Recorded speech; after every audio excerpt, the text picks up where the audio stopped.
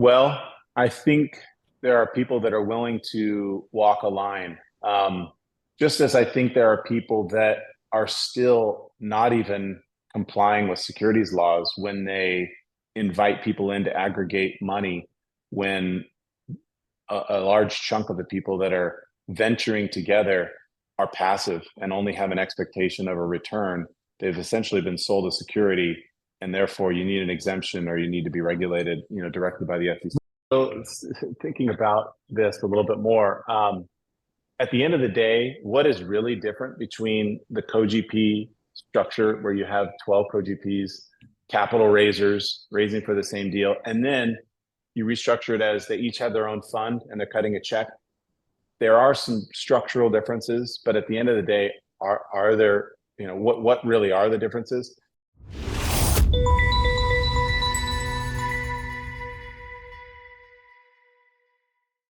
Hi, Adam Gower here, founder of GowerCrowd.com and host of this podcast and YouTube series, The Allocator, a new way to invest in real estate, all about this new world of capital, the capital allocator. Now, Franklin Spees is my guest today. Franklin is an attorney, or has an attorney's background, but he also has a lot of real estate experience. He is a capital allocator, amongst other things. And so you're going to hear through his lens, and he's very careful to specifically say he's not a securities lawyer and he doesn't give any investment advice or any kind of legal advice, I should say, in the podcast. But he has some deep insights into the world of syndication, of the capital allocator, of the fund of fund models, and everything related to this new industry. So he's an interesting fellow. You'll enjoy the conversation. If you want to know more about Franklin, go to GowerCrowd.com and find the podcast page. I'll include links to his LinkedIn profile, to his website over there. And while you are there, working from home as I am, while you are there, be sure to subscribe to my newsletter. It comes out every week, and I cover all aspects of real estate and investment and finance for investors, passive investors, for sponsors, raising capital, and some ancillary really cool stuff on AI in real estate, as well as currently a fairly strong focus on building networks on LinkedIn. So some really cool, interesting stuff there, all at GowerCrowd.com. Okay, enough of that. Let's move over to Franklin. Franklin Spees. Here he is. Franklin, what a pleasure meeting you. Thanks so much for joining me today.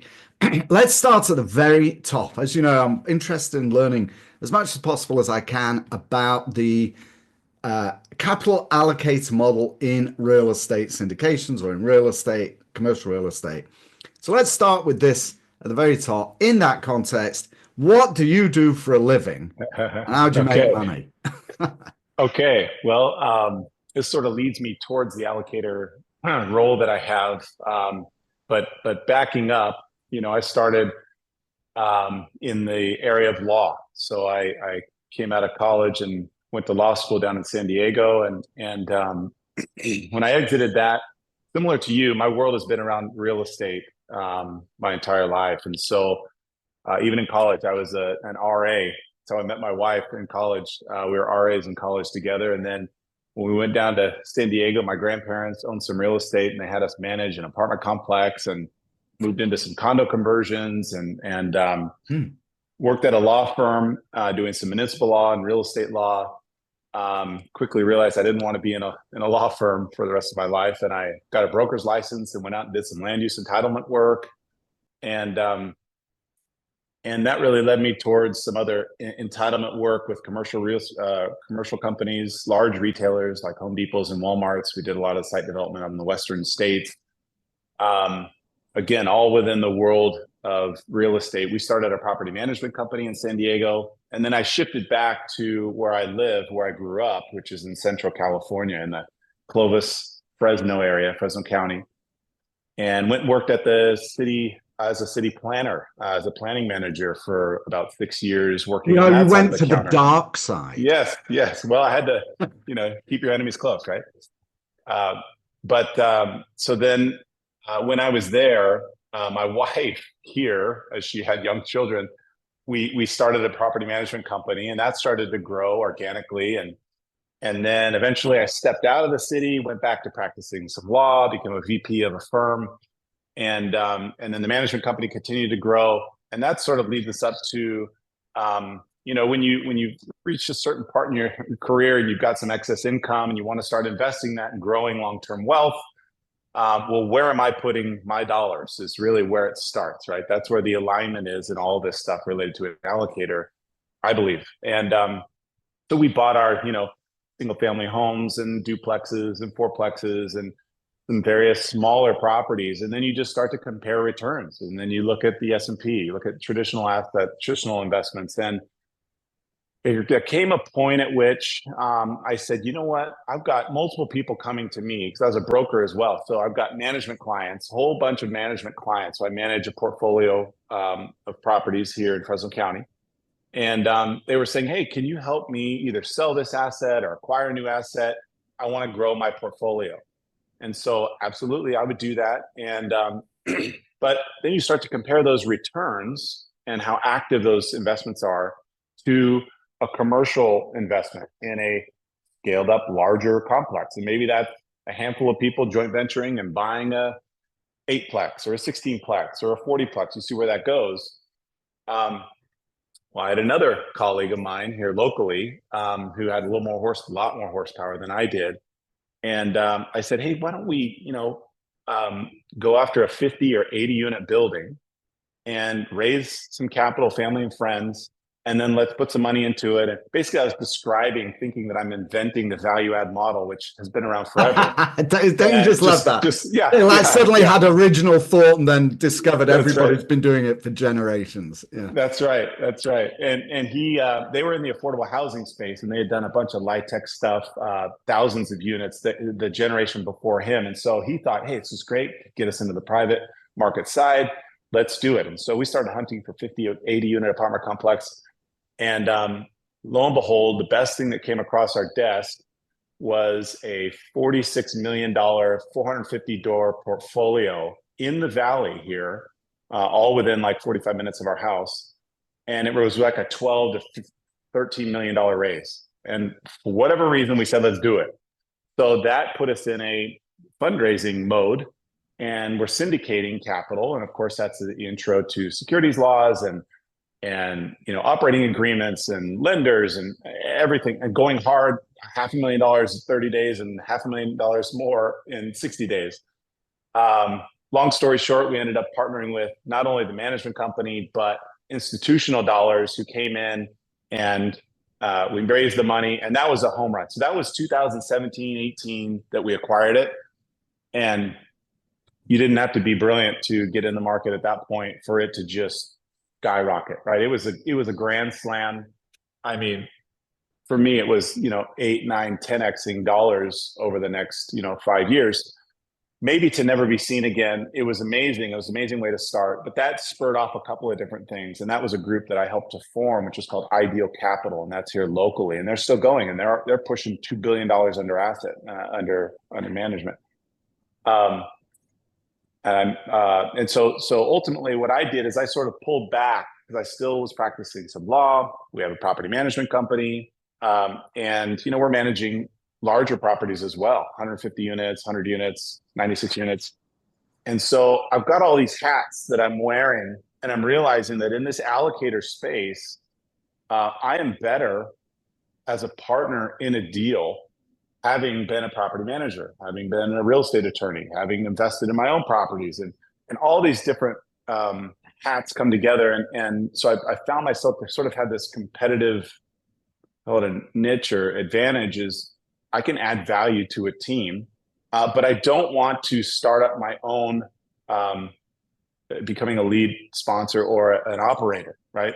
I didn't want the brick and mortar office where I've got construction managers, asset managers, attorneys, all of this. I've got a payroll basically, and I need 3, 4, 5 deals a year to get those acquisition fees to keep that engine running, because it's hungry no matter what the market's doing, and specializing in likely something. So I said, I don't want to be a part of this group. I want to partner with this group as an allocator.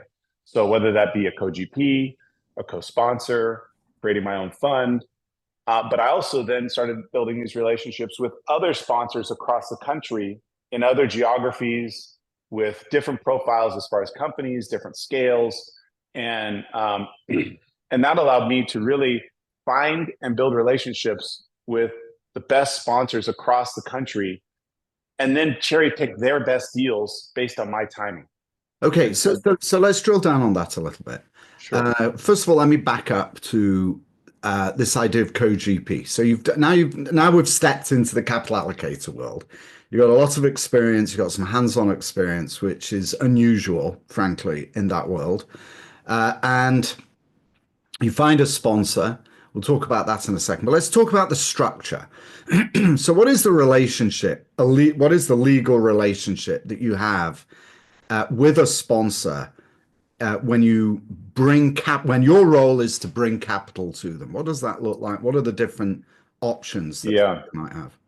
and you're not going to like this answer, but I'm going to say it depends. And the reason for that is, for example, that original deal that I talked about, I was legitimately a GP. I'm in the GP and that entity, and then we go out and raise capital. But I'm sharing a percentage of the profits of the whole deal, right? The GP stake or all of the upside. I'm sharing a percentage of that, and I'm an issuer in the eyes of the SEC, right?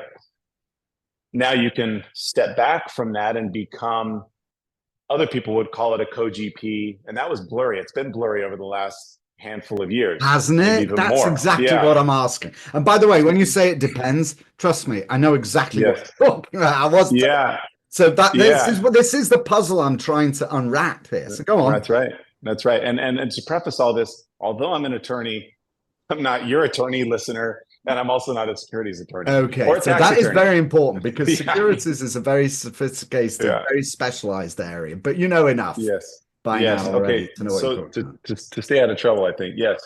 So so then you find yourself in this position potentially where you are a co-GP with a sponsor. You're helping them to raise capital, but I would always, one, invest in the deal, two, go out and do my own due diligence, either alongside them or even if it's redundant after the fact and go retrace their steps, fly Right. out to the property, go meet with the management company, drive the neighborhood, look at the comps, Mm. look at the CapEx plan, look at all that stuff, doing it to satisfy myself. And when I say that, I really mean my wife. And so if it's good enough for me, then I turn to my network and I say, hey, I'm investing in this deal. You already know, like, and trust me because I'm either your attorney or I'm, managing one of your properties. And so that's how that worked. But then you find yourself in a spot where, wait a second, I'm one of 11 co-GPs in this deal. How does that look to How the does that SEC? look? Okay, so really, so hang on, let's just step back one step. Yeah. So now you're talking to this GP, and by the way, you've actually made a really interesting distinction here. Mm. That in the eyes of the SEC, this is something that is really confusing, has become confusing with this whole allocator thing, is people will say, yes, I'm a GP, I'm a co-GP, as though they are the principal, but they Mm-hmm. are not the principal. So how I've been struggling to try and find like how do you actually ask the question to get a yes or no answer? And I think that you've hit the nail on the head. Number one, does the SEC think you're the issuer? Right. Number one, is that you? But also, you said not just the issuer. Um, yes, the idea that came to me was that who decides how to share the GP economics? Yeah. Who is Good the one. decision maker on that? Is that you? If the answer is no, you are not the Mm-hmm. principal. Mm-hmm. Right? Mm-hmm. So that actually is a very interesting insight that I appreciate you giving me because I've been really struggling to try and get to that yes or no answer. All right, so now you go to a GP. Actually, I mean, let's call them the sponsor for the terms of Yes. the Yes. sponsor, right? Uh-huh. Person who does decide how the promote is split. And before you discover that they have 20 GPs, what's your conversation with them? Yeah.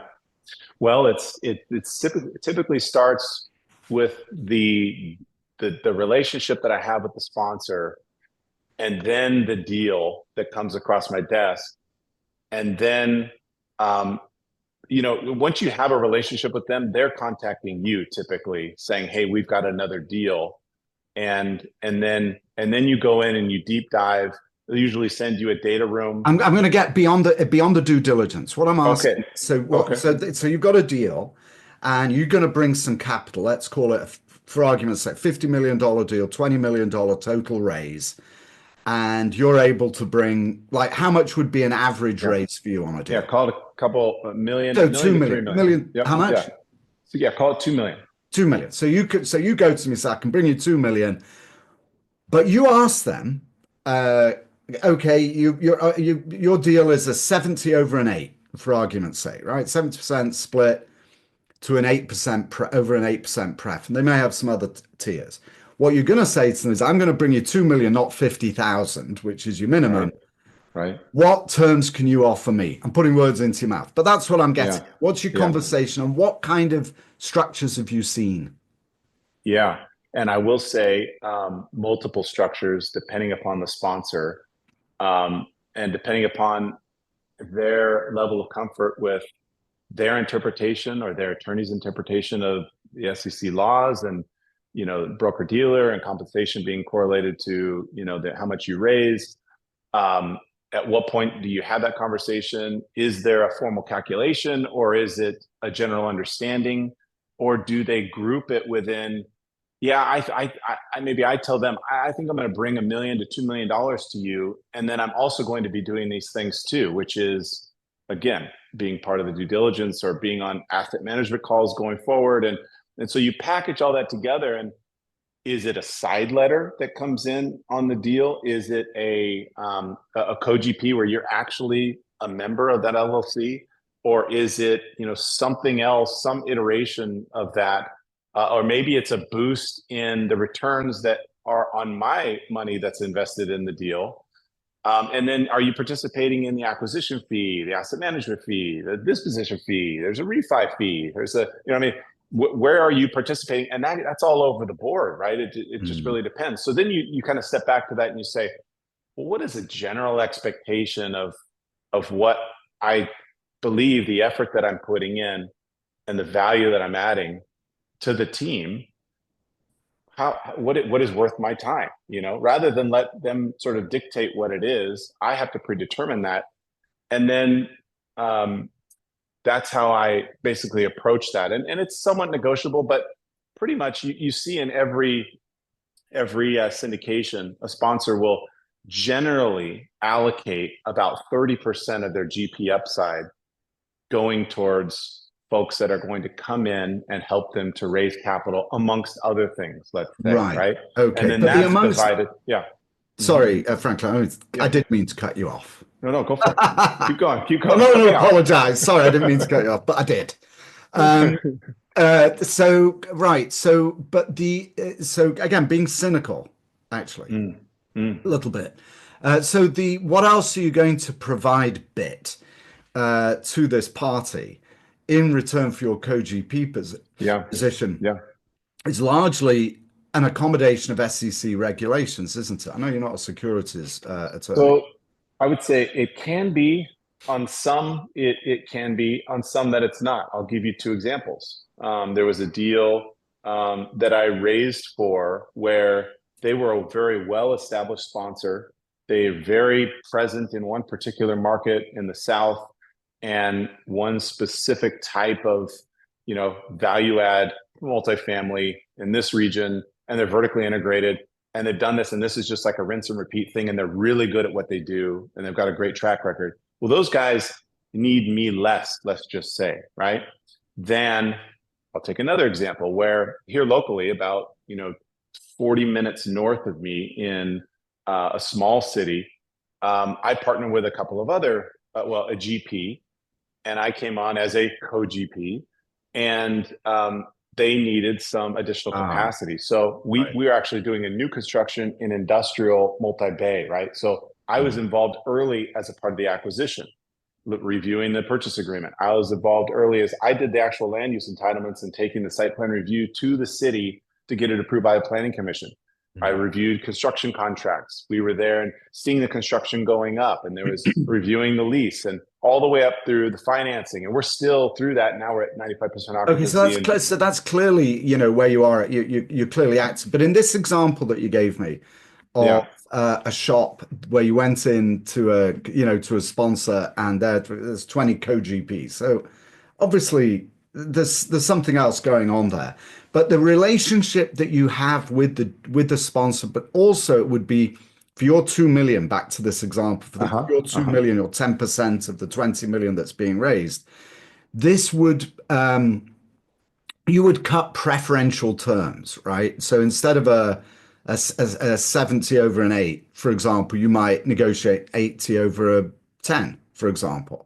Is that right? Is that how you've raised 25 million? I mean, according to your website, Yeah. 25 million. Yeah. Is that how 30, you do it? It's about 30 now that I've raised. And I would say it's so deal by deal. It really is. That what you just described is definitely one way to do it. And I'd say moving from this scenario to what is now, and you were probably leading towards this, is moving towards what is more industry accepted, and everybody's moving that direction, which because it's likely more compliant, it is more compliant, is the fund to fund structure. And in that scenario, and I listened to your recent podcast, I think Jeff Greenberg was on, and very similar in some of the things that he does and how he structures it. But yes, you're going in and negotiating with these lead sponsors and saying, if I cut a single check to you, so that's another thing, right? If I create a fund and I go out and raise from 20 different investors, and then I cut a single check to you as a sponsor, well, now that's a single K1 to me and a single check to receive. And you're just talking to me. You're not talking to these 20 people. Boy, that just made your life easier, right? There's a huge value for me to come in as a $2 million check. And then I have the responsibility to, manage that communication, make sure they're getting communication. And I'm taking on some, customer relation or investor relations role with that. But I also am not introducing my whole network to the sponsor. But the fund of fund model it still requires a conversation with GPs to get preferential terms, doesn't it? It does. And that I think is the very healthy, market-driven competition. I like that incentive structure because I can legitimately say my fund wants to negotiate a better upside, one for my investors, but also for myself too. Like if one particular sponsor comes in and says, I'll give you, an increased pref. You personally for the $2 million check, I'll give you an increased pref. It was going to be a 7, and for you, it's going to be a 9 or something like that, or some other competitive split. Well, I can take that margin, that delta, that arbitrage, and I can use that to fund me, to incentivize me. Whereas the person, as they say, the person that's coming in, that if they were to find the sponsor off the street, they'd be getting exactly the same terms. If they could find them for one and do all the due diligence and decide that's the one, they're going to get the same, if not better terms going with me than if they were to walk in off the street, right?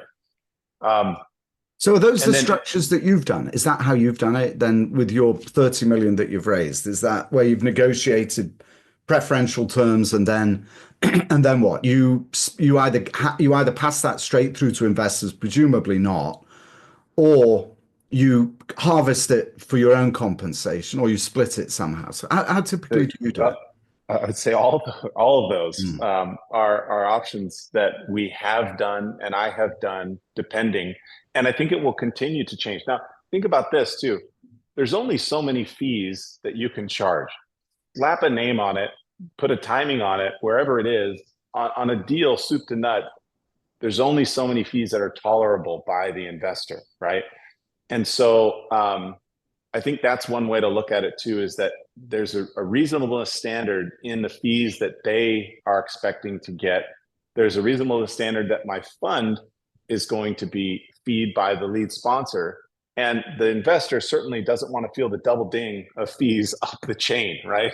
So all of that's considered, but we're really in the business of providing those competitive advantages of access, of getting around minimums, being aware of projects in general, leveraging the relationships and certainly the due diligence, and moving towards one of the things that we're now doing, and this will be the second iteration for me and maybe the third or fourth for my colleague. We're forming a fund at the moment as we speak, and this is going to be a diversified fund, and it's going to have 8 to 12 low or uncorrelated assets within it, sort of that Ray Dalio approach where you're maximizing returns, stable returns. We're not swinging for the fences. We're also mitigating risk, and we're adding diversification for a longer period of time. And when I say longer, I mean 5 to 7 years. And in that model, we are providing what we believe to be a competitive advantage for those investors who come in, and everything isn't riding on the rise and fall of one particular asset, even asset class or sponsor. It's dispersed around all sorts of different diversification, sponsors. right? Yes, all within one fund, I guess is my point. Yeah. And the fund will, so somebody will, just because there's this fund of whatever, customizable fund kind of structures where you've heard about. But the way that you're structuring it is traditional fund structure. Somebody invests, they own the fund, you decide what goes into the fund, and the aggregate of the results of everything that happens inside the fund is what they will take a pro rata share of. That is what we've done in the past. And that is what we will continue to do, in addition to one-off deals, one-off syndications, in addition to joint ventures. I mean, I just closed on a 50,000 square foot industrial property, about 10 minutes from here with two other guys, because that made sense to me, in this particular market. But yes, to your original point, yes, we will create a fund, and it will have a certain target, and the private placement memo and the subscription agreement will describe a particular fund. It won't be blind. It won't be open as an evergreen fund. But I say that because we're also now in discussions and looking for these larger check writers, these larger partners, whether they be an investment advisor or a sports agency or other high net worth individuals, where we have the ability to, and I put that on my website, is that create a customizable fund where we can say, these are the funds that we've done. Here's the 3 iterations. In fact, here's even one that's available now.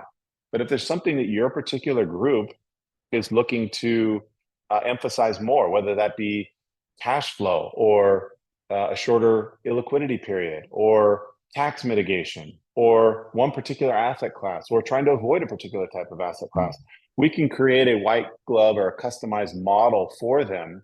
And again, that would be prepackaged, because we are being very careful not to be the advisor, but we are the facilitator and ultimately the fund manager, catering to the needs of our investing clients. So you talked about working with large sponsors, and again, I'm still not entirely clear on how you've structured it. But you've raised 30 million. You've allocated that money to some larger sponsors, right? You've invested. In fact, your website, I think, says it is mercifully actually clear what you say here, which is very different from what I do see elsewhere. It's staggering what people say. I think, we go. Investor capital raised and deployed 25 million, 30. Total commercial asset value is $1 billion. So it's clear that you've raised money and that's what you do, all right, over there. But you said that you've seen some sponsors that have, 10, 20 co-GPs. What does that tell you about what's going on over there? Well, I think there are people that are willing to walk a line. Just as I think there are people that are still not even complying with securities laws when they invite people in to aggregate money, when a large chunk of the people that are venturing together are passive and only have an expectation of a return. They've essentially been sold a security, and therefore you need an exemption or you need to be regulated, directly by the FTC. Right, you do. In what way are they non-compliant? What exactly are they doing that is non-compliant? so don't take this as legal advice, but my understanding of the law is that the second at which you're offering a security, so as you know, when you buy into a syndication, when an investor buys into a syndication, they are not buying a real property asset. They're not buying an interest into real property. They're buying an interest into the entity, which is personal property. And the sale of that is a security. You know, any way you slice it, you're buying a security, right? And so, what was your original question? Yes. So how are people non-compliant? You said that people are Oh, non-compliant. yes. What are they Okay. actually doing that is non-compliant? So really, it's the registering with for an exemption, right, under Reg D. I was typically a 506B and C in my world. Hmm. And what they're not doing is, as a part of that exemption, there's certain filings, and then there's also disclosures and the structure. So disclosure is the big part of it, right? So the private placement memo, the subscription agreement, all of the information that's in there that basically tells them if this is a a forward-looking speculative high risk, all of these things could happen poorly and you could lose everything. I mean, these are the types of things that the consumer should be protected from when they go into investment, rather than just, like and trust me, you cut me a check. And what I'm saying is that if I have 20 people helping me to buy that same industrial property I just described, 3 of us are really going to be active day to day. And the other 17 are doctors, attorneys, and dentists. And they're just coming to us saying, hey, how's our deal doing? Where's my return? Those folks were entitled to certain disclosures and protections as it relates to securities Right, laws. but the co-GPs, you said you've seen some sponsors with 10 or 20 co-GPs. Those folk, that's okay. So that's really strange, right? Where you're going out and you've got you've got 10 allocators coming to the same sponsor, and the sponsor's cutting different deals with each one of those. I thought that's what you were alluding to when you said you've seen co-GP, 20 co-GPs. So each one of those Got it. people is going Yeah. out soliciting from investors and funneling money into this one sponsor's. Yes. So thinking about this a little bit more, at the end of the day, what is really different between the co-GP structure where you have 12 co-GPs, capital raisers raising for the same deal, and then you restructure it as they each have their own fund and they're cutting a check? There are some structural differences, but at the end of the day, are there, what really are the differences? I think, and well, let's see, I'm speculating that, and this has a lot to do with the new administration, and the finders sort of exemption, where there are certain incentives and policies and laws that I think are evolving as we speak, that are trying to encourage capital formation Yeah. in a very legal and more accessible way, so that people don't have to take risks or try to mitigate or invent new ways to raise capital for deals. So I think it's all going in the right direction. I'm positive about it, but I think the fund to fund model is, at least the big guys and everybody that I'm talking with, is definitely, over the last 24 months, there's been a big shift to that, where you'll see a lot of the sponsors now will set up their own programs to say, hey, we'll pay or subsidize you to create your fund for you, so that you can write that single check, and then everybody's better off, compliance wise. Wow, that's interesting. So, of the deals that you've invested in, over what period of time? That 30 million has been deployed over what period of time? Since about 2017, 2018, And 2018. and how many of those are you still in? Let's see, 5 of those. So of the total deals, it's about 12 or 13, and I'd say 5 to 6 have gone full cycle. Okay. And so, yeah, approximately half or just over half, I'm still in. And how are A they little bit. doing? The ones that you've invested with other sponsors, basically. Yeah, wish you would ask that question 24 months ago. Mm. No, they are, just as everybody is feeling, the market hit from uh, multiple things, right? And And there's even a distinction between new construction, that industrial project that I talked about, and construction loan rates, and switch gears and labor, material costs, and everything. And then just the typical things that you're hearing where, for example, value add multifamily deals, the cash flow, the distributions are either decreasing or even holding in a very conservative way, knowing that that return is still accruing for that investor. I think what we're ultimately seeing is a response to the market softening, both in rents and transactional volume. And I think it's going to add some time extension to some of those deals. But I also think that the investors who are partnering with the right people who had been in it years before and will be in it years after, they're in it for the long term. They've got the systems down, they've got the compliance down. They are going to weather the storm, especially those that are vertically integrated and they can control their operational costs. I think the markets are cyclical, of course, and when they recover, I think the downside will be there'll be an extension of that illiquidity period, that hold period, and then there will be a catch up. And the person that's probably going to take the largest hit in that circumstance would be the GP on the back end, having to catch up the LPs before they get paid. But again, it's just part of a natural market cycle, and I think actually that is now turning around, and I'm very optimistic about where things are going at the moment. Okay, so let me ask a couple of other questions then. So you've raised 30 million. How many investors, approximately? Uh, Total or an average on each deal? Yeah, total.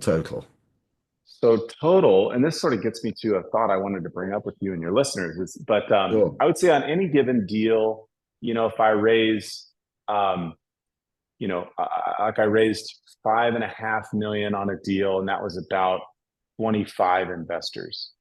If I raise about 1 million, I'd say it's somewhere in the ballpark of 10-ish. Okay. And then where does my pool come from? I mentioned that one of my just naturally, I sort of fell into this, which is I have a property management company, and every one of those clients, by definition, is an investor, right? They invest in real estate for a return, and they already know, like, and trust me, right? So I have a captive audience of people that know, like, and trust me, that already trust me with one of their greatest assets. And so when I put out a deal alert, let's say, they're interested in at least hearing. I'm not just this random person that's connected with them on social media or something. And so I guess what I wanted to say was, if there are people out there, and I've actually thought even about purchasing a property management company for the purpose of then running the management company as a loss leader, bringing it into the fold of my portfolio in order to meet all those investors and provide the same benefit that I am to my investors. I've even talked about, and I'm talking with other property management companies that, similar to me, I could partner with them to help them to draw out and raise capital from their existing portfolio of clients. I think that's a great one. And then there are those that are fund managers that are out there that are already doing that, and looking, and I think some of your other guests have talked about fund managers working together to then partner up both on due diligence, but also on capital formation, so that you can go and have greater leverage and be of greater value to these lead sponsors. Instead of I'm writing a $1 or $2 million check to a deal. Well, if I'm partnering with these 5 fund managers, now we're writing a $10 million check, to the deal, and we can negotiate a whole lot more. And it creates a lot of velocity on their capital raising campaign, because they don't want to just raise a deal a year. They want Right. 5 deals a year, What is the typical, what would you say are the demographics of your investors? Well, Like what's their it's, background? And I didn't get to a final number. I think you said 10 on $1 million, but so something like how that. many how many then total? Couple 300 in total you've got? Oh, yeah, something like that. Yeah. Yeah. I'd say What between 250 and 300 active, investing right. clients or interested in And client. what would you say is the demographic? Like how would you characterize them? I would say all of them, as I mentioned, are real estate investors, or legal clients, or referrals. But I would say pretty much everybody's a real estate investor. I would say the majority are accredited, as opposed to just sophisticated. So 506C. Hmm. Um, and then I would also say that there's a spectrum on that, because when I originally started, it was, very much retail, mom and pop, sometimes, the elder person who's retired, who maybe was a retired professional and has a retirement account, and they decided to set up a self-directed IRA and put in 50,000 in the deal, right? Well, real quickly, you can get administratively exhausted if you have 20 of those when you're raising $1 million, and they each have all sorts of questions, and they and they call you a lot, and Yeah, but you which is know what? great. Hang on, I'm just going to interrupt you there Yeah, yeah, because yeah. there is a way of managing that process. Okay. Actually, yeah, that's what we do, or what my company does is manage that. Our clients don't have that issue. Yeah. Uh-huh. Basically, preemptively educate. But we're coming to the end of the time. We can talk about that later. Okay. All right. And I'm more than happy to actually, because you can avoid that. You can mitigate it significantly. Let me ask you, let me wrap up with some rapid Sure. fire questions. We've actually been going Sure. much longer than I'd thought. Okay. Okay, so Franklin, what's been the hardest lesson you've learned in real estate? Um, I would say um, patience is one. I would say most recently in the last 24 months is learning how to communicate bad news promptly, and then appreciating the fact that there's usually almost always a positive response to that. The negative response comes when you delay for fear of giving bad news. I think that's probably a lesson that I have had to learn. Yeah. Sorry, I've had to learn that. It is true, though. Okay, Mm-hmm. second rapid fire question. In terms of finding investors for your fund or for your syndications, what have you found to be the most effective way of building your investor network? I'd say, and I mentioned it, the having an existing network Mm, of this property management company and legal clients, people who already know, like, and trust.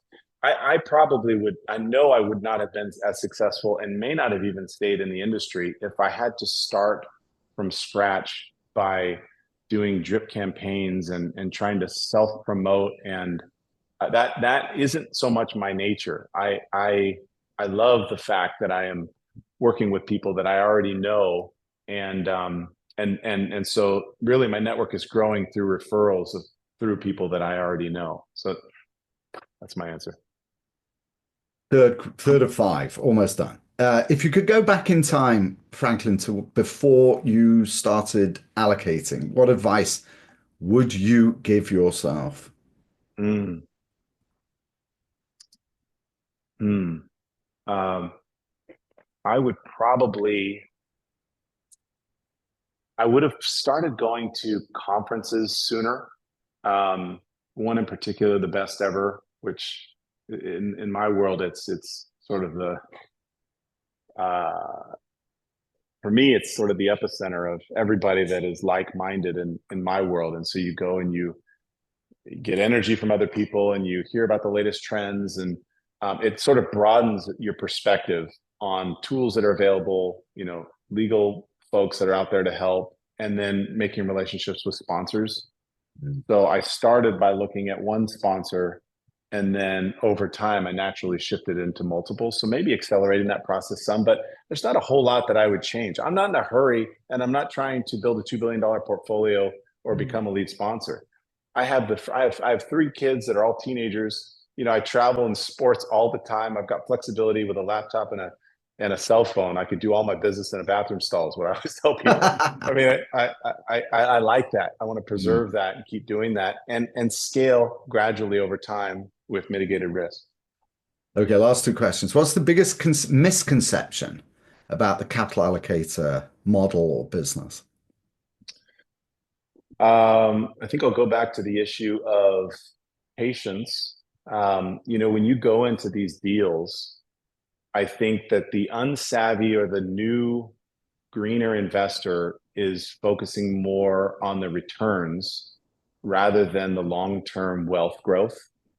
Um, I one of the things that's attractive to me is looking at what I have this chart, this Excel sheet, that if you what does a $50,000 or $100,000 investment do if you made one every other year over the next 10 years and then you stop and you were just reallocating those investment proceeds each time. And the beauty is with ChatGPT, you can go on there, verbalize what I just said. It will create you an interactive calculator to do that, and you could post it as a web page.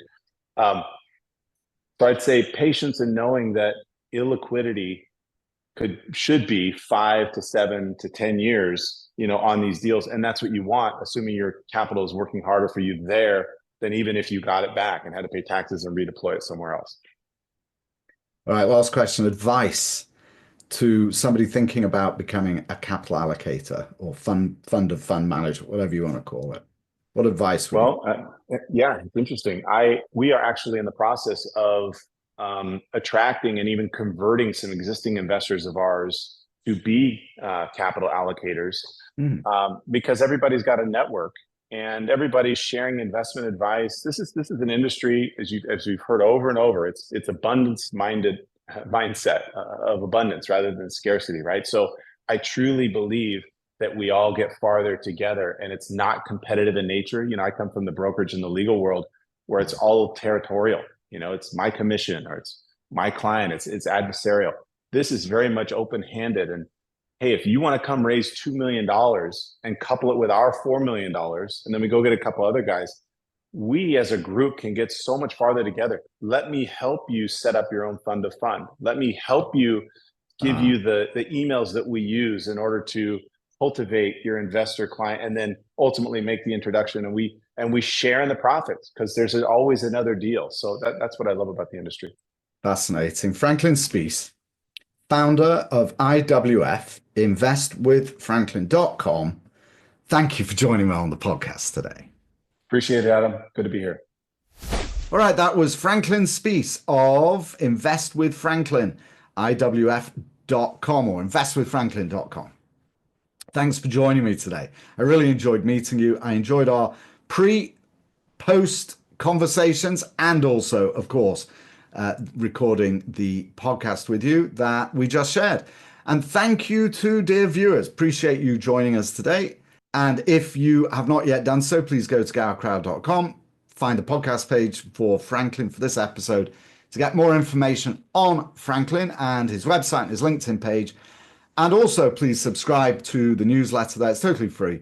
Covers every aspect of real estate investment and finance that you can imagine, including some cool stuff on AI and building your network on LinkedIn and some other good stuff there, right? All at gowercrowd.com. All right, that's it for this week. Thank you so much for joining me. Until next time, this is Adam Gower signing off.